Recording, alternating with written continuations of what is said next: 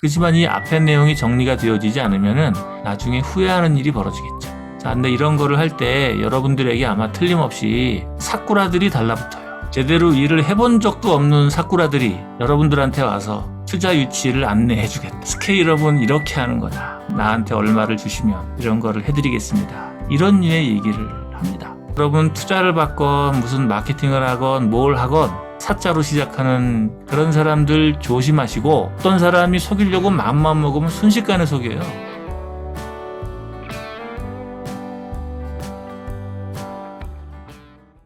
지금 저희 상황이 굿 프로덕트는 잘 만든 것 같아요. 팬들도 생겼고. 근데 이제 워낙 없이 시작하다 보니까 이제는 좀 홍보도 해야겠고, 좀 원자재도 좀 쟁여놔야겠고, 온라인으로만 커피를 팔다 보니까 오프라인 매장도 필요하겠다 이렇게 싶어서 투자를 받아야 될까? 라는 이제 고민이 되게 되더라고요. 그래서 질문은 어떤 걸 드리고 싶냐면요. 투자를 꼭 받아야 되나? 두 번째, 투자를 받는다고 한다면 어느 시점이 좀 적절한 시점일까? 이게 참 많이 고민이 되고 있습니다. 투자는 받아야 하는가? 그런 게 어디 있어요. 받을 수도 있고 안 받을 수도 있고. 그러면 남는 문제는 투자는 언제 받아야 되는가? 어떤 조건에서 받아야 되는가? 이런 게 있죠. 제가 투자에 대한 관점에서 여러분들에게 좀 하나 해드리고 싶은 얘기가 있어요. 투자는 빚입니다. 어떤 사람이 3억을 투자했다고 치겠습니다. 그럼 그 사람은 자기 돈 3억이 들어갔는데 그 돈이 어떻게 쓰이는지 궁금할까요? 궁금하지 않을까요? 당연히 궁금하겠죠. 그러면은 얼마마다 한 번씩 회사 사정을 물어보러 올까요? 적어도 한 달에 한 번씩은 회사가 어떻게 되고 있느냐라고 물어보게 됩니다. 초기 엔젤 투자에서는 그럴 리가 없겠지만 엔젤 투자가 됐건 뭐가 됐건 시작이 되어지면은 투자하는 사람들에게 무언가의 약속을 하게 됩니다. 제가 3억을 투자한다고 가정을 하겠습니다. 그럼 투자하면서 내가 물어보겠죠. 비전이 뭐예요? 어디까지 키울 겁니까? 사람은 몇 명을 쓰실 거예요? 사업 전략은 어떻게 됩니까? 이렇게 물어보겠죠. 그러면 3억을 받아야 되니까 있는 말 없는 말 가져다가 근사한 그림을 그려서 확실하게 이루어낼 것입니다. 이렇게 얘기를 하겠죠. 근데 말대로 될까요? 말대로 잘 안 될까요?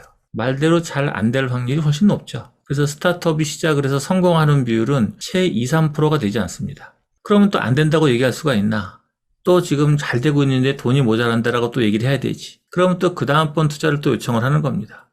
그래서 A라운드, B라운드, C라운드 몇 개 라운드를 거쳐요. 그럼 어떻게 되는 거죠? 이제 남의 돈에 몸이 묶이게 돼요. 그러면은 지미님이 앞에서 한 얘기가 뒤에서 다 책임져야 될 이야기로 되돌아옵니다. 근데 거기서 약속을 못 지키면 어떻게 되죠? 그때는 지옥이 돼요. 좀 심하게 말하면 털고 나는 배짜라 그러고 나가 자빠지면 어떻게 될까? 그러면 상관없어요. 하지만 이제 그렇게 되면은 인생에 지울 수 없는 오점이 생기게 되는 거죠. 그래서 투자자들도 이런 일이 하도 많이 생기다 보니까 영악해져서 여러분들이 알고 있는 것과 같은 투자가 잘 이루어지지 않고 다른 형태의 조건이 붙어 있는 투자가 많이 이루어집니다. 예를 들어서 전환사채 투자 이런 게 있어요.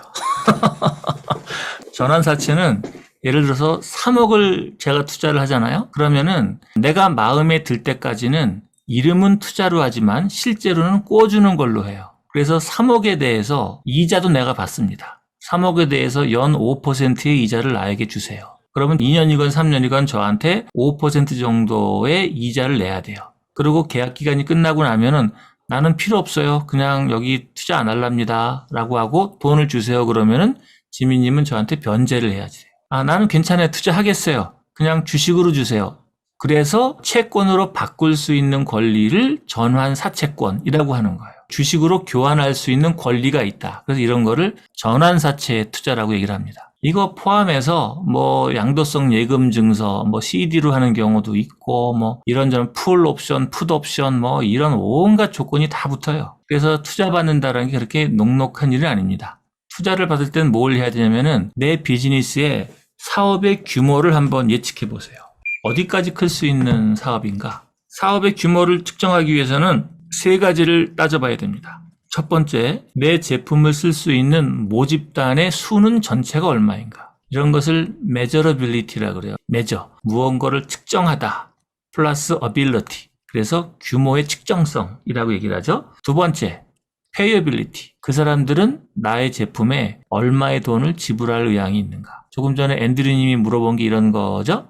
이런 류의 제품을 경쟁 제품과 비교해 봤을 때 페이어빌리티, 지불 의향성은 어느 정도나 되는가, 얼마의 가격에, 얼마의 빈도에, 얼마나 구전하면서 이런 것을 따져봐야 되는 거예요. 세 번째, 구체성, substantialability라고 substantial, 손에 잡힌다, 확실하다 이런 뜻이거든요. 내가 상정한 이 제품과 이 고객의 규모성이 진짜냐 이거를 따져봐야지 돼요. 예를 들어서 홍차의 규모는 이만큼 커질 거야 라고 했는데 사람들이 시험 구매는 하지만 재구매를 안 할 수가 있겠죠. 그러면은 시험 구매의 빈도수는 높지만 재구매는 낮아지잖아요. 그래서 실제의 규모성이 줄어들어요. 그래서 이것을 substantialability라고 불러요. 이 세 가지를 따져봐야 됩니다. 그냥 한국말로 할게요. 규모성이 얼마냐, 그리고 가격 지불 의향이 얼마냐, 그리고 그 시장은 진짜로 존재하는 것인가. 이 세 가지를 따져보셔야지 돼요. 그래서 회사의 비전, 우리 회사가 1,000억짜리냐, 2,000억짜리냐, 1조짜리냐, 뭘 집어넣으면 얘가 1조가 되고 뭘 보태면 10조가 될 거냐, 이런 것에 대한 실질적인 플랜, 실현 가능성에 대한 고민을 하셔야지 돼요.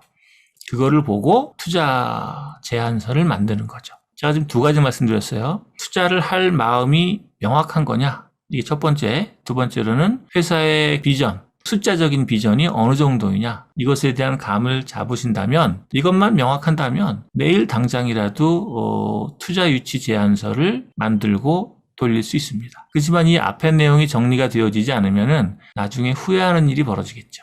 자, 근데 이런 거를 할 때 여러분들에게 아마 틀림없이 이런저런, 그냥 내가 전문 용어를 쓰겠습니다. 아주 전문 용어예요. 여러분들 깜짝 놀라실 전문 용어인데, 여러분 투자를 하는데 이런저런 사꾸라들이 달라붙어요. 제대로 일을 해본 적도 없는 사꾸라들이 여러분들한테 와서 투자 유치를 안내해 주겠다.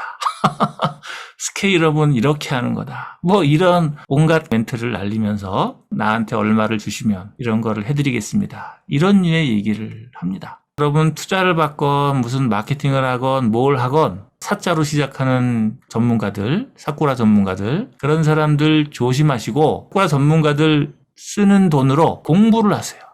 어떤 사람이 속이려고 마음만 먹으면 순식간에 속여요. 하지만 내가 나를 속일 수가 있나? 나는 난데. 그죠? 투자에 관한 관점과 능력이 올라가면 거기에 걸맞는 일이 벌어지는 거예요. 아셨죠? 전체 그림을 내가 볼 수 있어야 되는 겁니다. 그 이후에 필요한 일을 타인에게 요청하는 거예요. 내가 모르는 일을 남이 해결해 줄 것이라고 기대하는 것이 난센스라 이거야.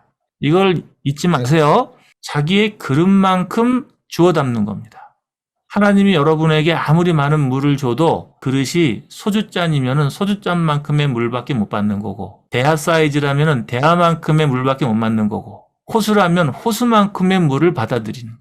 물이 필요한데 이게 중요한 게 아니라 물을 받아들일 수 있는 나의 그릇이 얼마인가, 내 그릇을 키우는 것에 먼저 유념하셔야 됩니다. 자, 그러니까 결론은 투자 받기 위해서 허둥지둥하지 마라. 투자 받기 위해서 허둥지둥 상태로 내 회사를 몰고 가지 마라. 늦어도 아무 상관없다.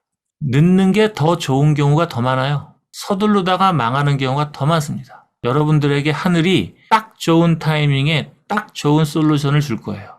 이 신념을 가지시고 스스로가 스스로의 그릇을 성장시키는데 더 큰 노력을 하시는 게 훨씬 중요하다입니다. 답변 되셨을까요? 네, 감사합니다, 박사님. 네, 감사합니다.